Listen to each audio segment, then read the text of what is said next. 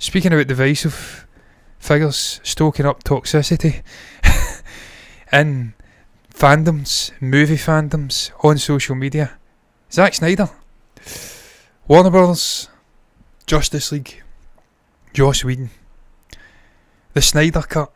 It was released to great fanfare, apparently done well. But an insider from the studio, Warner Brothers, has come out and said that they regret the decision to release Snyder's version of the Justice League on HBO Max. And I think it was a black and white version went out in IMAX. They regret it. And this is the reason why. And I'm going to tie this into a video I watched with John Campea, speaking about Power of the Ring, Lord of the Rings, and the sort of mentality that seems to pervade, is that the right word? I don't know, social media these days. The toxicity that is ever present within social media, and how that can be almost used as ammunition to make or break movies, to make or break entire studios, sort of strong arm them into doing things that they want to be done.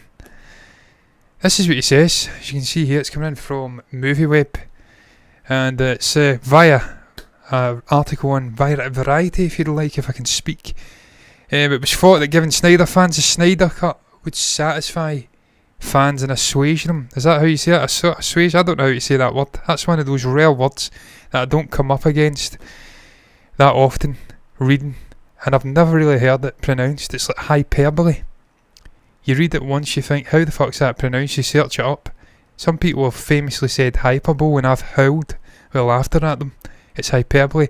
Assuage? I don't know how to pronounce that word, but anyway, it's in there. That's a very rare word in the English language that's befuddled me. There's not many. Assuage? I don't know. Doesn't matter, moving on. The constant online campaigning. Instead, it seems the opposite has happened, with this section of the fan base becoming more entrenched. This is just modern day society. Us and them. Little kids, my ball, fighting over it. Can't speak to anybody. Fucking heads buried in mobile phones and cell phones and fucking iPads. Buried. Can't make eye contact with another human being. Living in La La Land online. Chatting shit.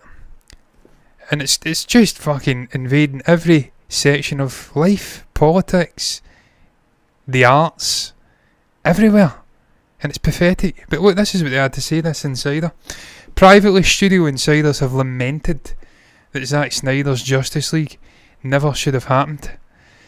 Rather than quiet the unceasing online campaigning to #release the Snyder Cut, the 4-hour HBO Max feature only further entrenched the vocal and extremely online Snyderverse fanbase in opposition to the leadership at the studio in general and at DC in particular. This is something we've seen called out. I think there was actually a writer from one of the big Hollywood publications done a sort of hit piece on the Snyder verse, on the Snyder fandom. I don't know what the fuck you call them. This movement on social media, and how Zack himself was maybe guilty of enabling them at times to go after people. And it was a bit of a hit piece, if you'd like, and it had people questioning how much of a sway Zack actually had on this toxicity within social media. Once again, we've got this raising its ugly head with this insider from Warner Brothers saying they regret releasing this cut because it's just enabled this toxicity, this venomness, I can never say that word either. Venomous, I can't say it, doesn't matter, move on. Well, we'll actually read the Noob Gamer's comment so I can actually clear the palate. It's a word I can never fucking say, that's another one. I know how to say it, but I just can't say it. Have you watched Ye Jawani Hai Diwani? I can actually Diwani, I can read that, but I can't say venomous. I can never fucking say that word. Breaks my brain. I have not watched that. I don't know what it is, man. I will Google it, because we're always looking for more content to watch, review, watch along to. It's enabled more viciousness online, if you like, this movement. But it's not just Zack Snyder, it's not just the Snyder Cut. It's something we're seeing with the likes of the Power of the Rings as well, which is about to come out tomorrow, I believe, or 2 days from now, Thursday actually. We're seeing people attacking this movement. I was watching Angry Joe, who's another great reviewer, reactioner, if you like, on YouTube, and he done a video clarifying the whole nonsense over She-Hulk. He liked She-Hulk. He gave it a 7 out of 10 the first couple of episodes, and he had people attacking him, saying he was a sellout, he'd been bought by Disney, he was this and he was that, going after the guy, going after the channel. It's pathetic.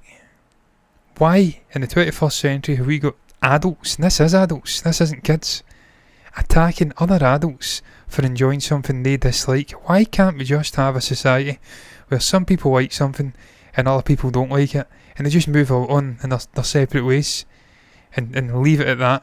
Why do we always have these fucking idiots on social media, on YouTube, in the world in general, trying to force their will, their opinion onto other people, it's almost like a cult, recruit them to the cult.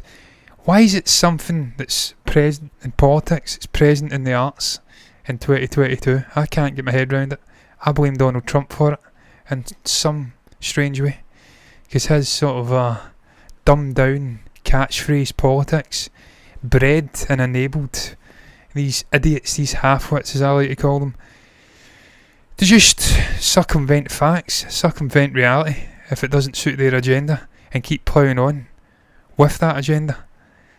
And it saddens me, because I'm looking forward to The Lord of the Rings, The Power of the Ring, personally, and I find it pathetic that I'm having arguments with people on my own comments, on my own channel on YouTube, over the casting of black actors in a TV show in 2022, because they don't deem it acceptable, they don't think it's lore authentic for Tolkien. It saddens me we're still having these conversations. It saddens me we've got this hatred in the world from these little basement dwelling weirdos, these incels and people like that out there, the alt-right, your Ben Shapiro's, hateful little bastards, speaking about scenes in She-Hulk that are completely out of context and make no fucking sense, attacking TV shows before they're even out, attacking Indiana Jones 5 when it's a week into production, and then of course attacking studios like Warner Brothers, who have got their faults and have made mistakes, when they actually appease them and release a 4-hour version of the fucking movie. It's just a strange setup, and all it's going to do is further entrench the other side of the argument and their beliefs, and they're just not going to bother releasing movies like this in the future. They'll not even give the chance for director's cuts. We'll not see David Ayer's Suicide Squad ever. They don't want to enable these people, they don't want to give them their cake and they get to eat it. It's pathetic, and I absolutely fucking agree with Campea. You should go over and watch John Campea's video about The Power of the Rings. People want it to fail. It's a great 10-minute rant from John. He does it much better than me, where they're losing their fucking minds. He deconstructs it perfectly.